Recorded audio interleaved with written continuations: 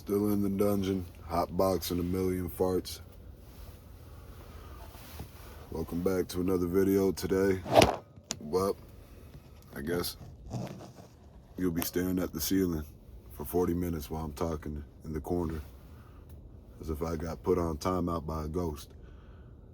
I'm going to be talking about, man, hold on. Over here using a damn can of soda to hold this phone up. All right, we're golden. One of my favorite comedy movies, I would say in my top 10, would be Pootie Tang. If you don't know what Pootie Tang is, P-O-O-T-I-E-T-A-N-G,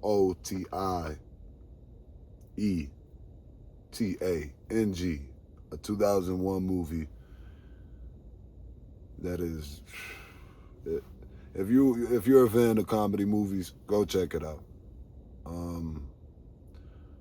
It's in my at least top 10, maybe top 50. Probably top 10. Yeah. Towards the end of the top 10. It's up there. Now, I didn't see this movie in 2001 because in 2001, I was dumb young. And I know damn well my dad or mom wasn't gonna allow me to go watch some damn Pootie Tang at like being at a a young ass age. But I wanted to get into more of like the behind the scenes, and this is where a whole bunch of people start clicking off the video. They're like, fuck no, I am not interested to hear you talk about behind the scenes of a movie. For those that want to know some more background information on the movie, stick around. But shit, to the negative 50 people that are still here, I appreciate you. Thank you. You can like, comment, subscribe, help them out. I gotta buy another pack of ramen noodles.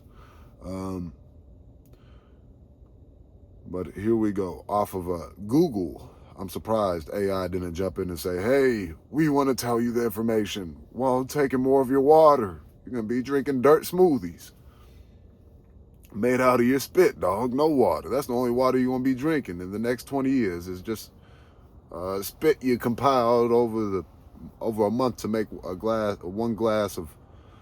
Anyways, let me shut up. I'm going to get into what I'm trying to talk about. So, first off, I didn't know that Louis C.K. was the one that wrote and directed the movie. Shout out to Louis C.K. That's one of my favorite stand-up comedians.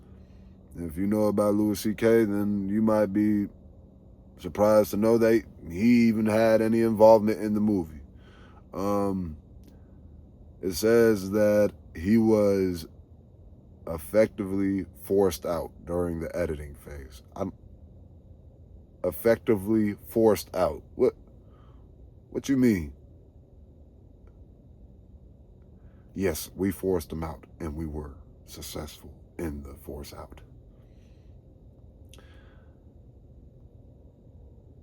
Paramount Pictures was nervous about the bizarre nature of the film. Go figure.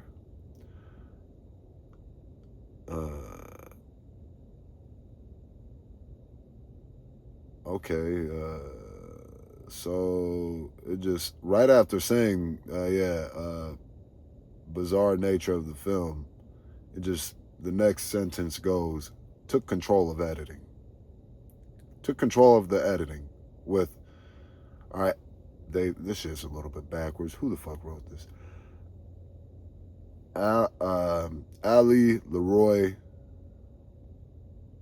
was hired to rework the film, taking control of the editing.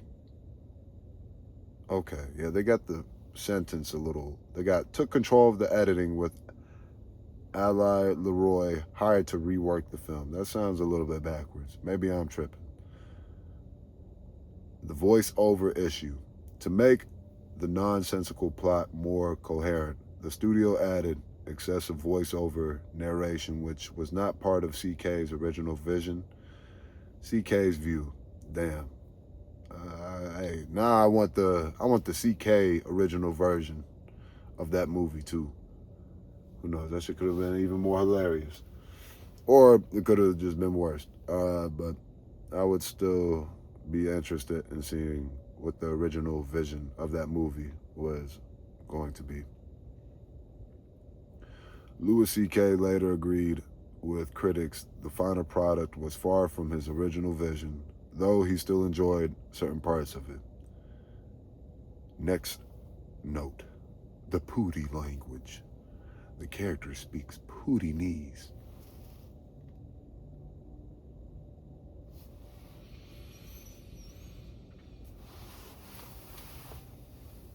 Yo, next time I'm speaking with somebody, I'm in Pootinese, and they say, "What the hell is that?" Hey, baby, you hear about that Pootinese? If you don't know the movie Pootie Tang, the main character is named Pootie Tang, and yeah, he speaks like in gibberish. For context of why the fuck I was just like, you don't know about no Pootie? Anyways, I know a lot of y'all motherfuckers like, man, I hate you, nigga, you cringe. So be it. So the character speaks Pootinese.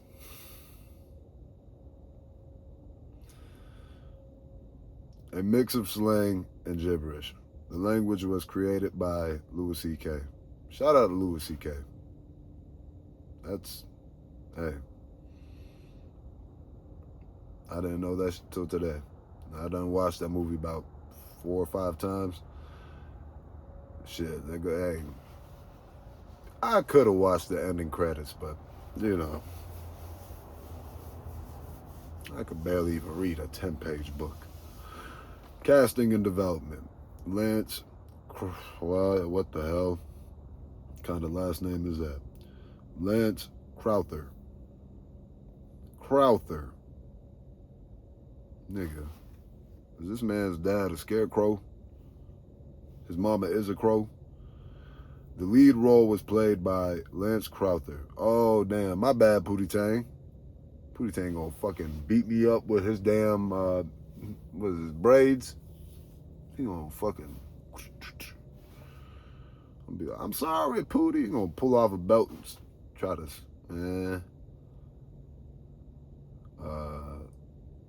Lance Crowther, who was a writer on the Chris Rock show.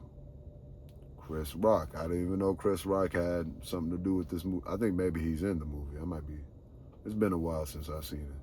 Chris Rock produced the film and pushed for its creation after the character became popular on his HBO show. Surprise casting. Bob Costas appeared in the film only because Chris Rock called him personally to ask. Character evolution in the Chris Rock show sketches, the character evolved from a singer to an actor, a novelist, and finally a politician before becoming a superhero in the film. Production tidbits. The Fake Pootie. The film features David Cross as a fake Pootie Tang, which was a highlight for fans of the absurdity. Budget and format, it was originally a Paramount Classics film before being moved to the main Paramount Pictures division with a higher budget. The film visual style, the film was noted for its low budget, almost amateurish aesthetic, which included a 1.78 by 1 transfer. That looked more like a video than film. Iconic line. The famous, often quoted line is, "Baby, I'm gonna sign your pity on the Rooney Khan." Rooney Khan. I probably butchered that shit, but oh well. Legacy and cult status. Initial reception. The film was a box office bomb and was panned by critics upon release. Cult following. Despite the disastrous release, it had gained a massive cult following, man, don't Don't you love it when you bump into a long ass word that just have you stumped verbally? Particularly,